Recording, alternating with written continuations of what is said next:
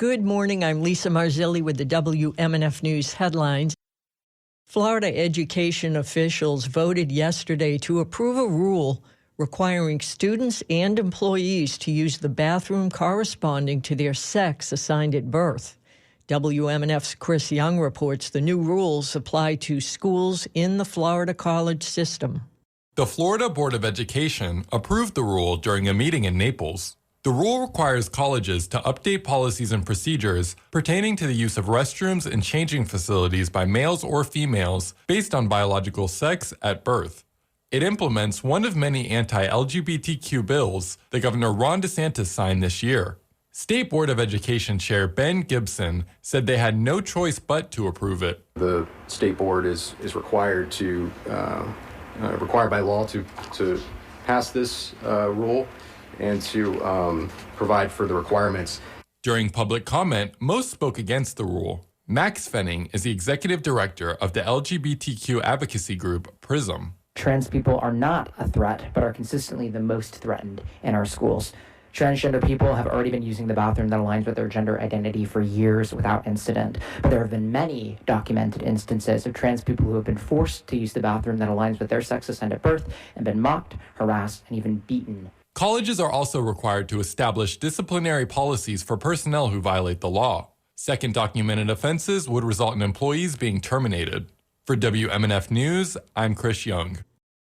The Pinellas Suncoast Transit Authority voted to charge a full fare of $2.25 for the Sunrunner bus route.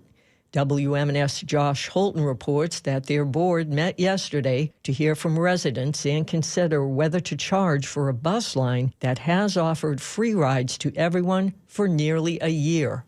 Everyone likes to head to the beach for the summer to cool off, especially with hotter than normal temperatures. But St. Pete Beach residents are complaining about having to deal with some of the issues surrounding individuals experiencing houselessness, as the bus route going from the city of St. Petersburg to St. Pete Beach is offering free rides for all people. Liana Nunez is on the board of a local condominium and said residents have had some concerns. Urination, defecation, people sleeping passed out in our laundry rooms, by our pool areas, on our chase lounges. We have 282 homeowners. It's our responsibility to protect them and to try and mitigate these types of liabilities. And Pinellas County Sheriff Bob Gualtieri insisted that the free bus route has been facilitating an uptick in petty theft near the bus stops. 19 of the 101 thefts are retail thefts, and they're basically all from the Publix and the 7-Eleven. So it goes back to this population that's out there. And it didn't start until the word got out that they could, for free, hop on the Sunrunner, go out there. It is against the law in St. Pete Beach to sleep on the beach. The transit board was considering the notion of making a 50-cent cashless fare on the route to the beach, which St. Pete Beach City Commissioner Chris Marone said in an August 8th meeting was part of an effort to, quote, make their lives miserable, unquote, rather than arresting the unhoused riders. Reverend Andy Oliver is with Allendale Methodist Church and called the idea a potential legal issue. Imagine if we were here creating discriminatory policies targeting all police based on the behavior of your worst officers. I think he referred to them as bad apples. You would be irate. He cited court cases why this could be an ethical and a legal problem. We look back at Jim Crow policies and other policies that unconstitutionally discriminate against a specific class of people, and that's what this is designed to do. And we wonder what kind of people would pass such ugly discrimination. We're about to find out, with your vote, who those people are today. According to Monica Lesnick, there are 2,144 unhoused individuals on any given night in St. Petersburg and 3,768 school children as reported by the Pinellas County school system. With so many people impacted by the lack of housing, Chairperson Gina Driscoll argued against doing away with the free rides before November 1st. Because I don't think we need to take a sledgehammer to something that could be fixed with a scalpel.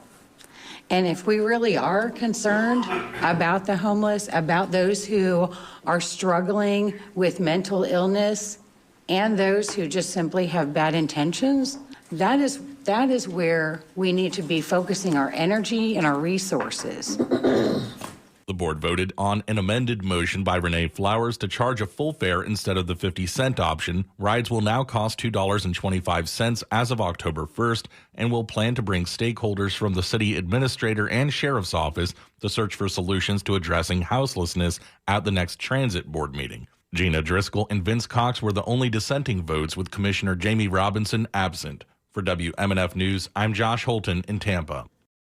This morning, a judge will hear a lawsuit challenging new congressional districts approved last year by the Florida legislature and Governor Ron DeSantis. The current map became official after DeSantis vetoed new district lines that had been passed by the legislature based on updated population numbers from the 2020 census. The new map redrew a North Florida district so that it no longer includes a majority of black voters. Stetson University College of Law professor Chara Torres-Spelisi thinks a recent decision by the U.S. Supreme Court ordering Alabama to redraw its congressional districts could mean that Florida might face a similar fate. Florida, I think, was counting on Alabama to win that case, and they didn't. It was, I think, a pleasant surprise for voting rights advocates. But the Supreme Court both upheld the Voting Rights Act again and said that Alabama had violated it by having only one majority-minority district instead of two. In Florida, there was a lot of what I would call shenanigans around the map that was created after the 2020 census. So there are, I think, strong arguments that it violated the Florida Constitution under the Fair Maps provision of the Florida Constitution. And then I think there are also really strong arguments that the Florida maps violate the Voting Rights Act, too, in the same way that the Alabama map was just found to violate the Voting Rights Act. So I think that loss by Alabama at the Supreme Court could have huge reverberations for maps in Florida, because it keeps a door open for litigators to make an argument that what Florida did with that post-2020 map was not legally appropriate. The hearing on a challenge to Florida's congressional map is scheduled for 9 a.m. in Leon County Circuit Court. In weather, mostly sunny and hot with a high of 95 and a 20% chance for a shower. The feels-like temp will be 100 degrees. Even hotter on Friday with a daytime high of 96 and just a 10% chance of rain. I'm Lisa Marzilli with the WMNF News headlines. This is The Scoop, recorded at WMNF Tampa.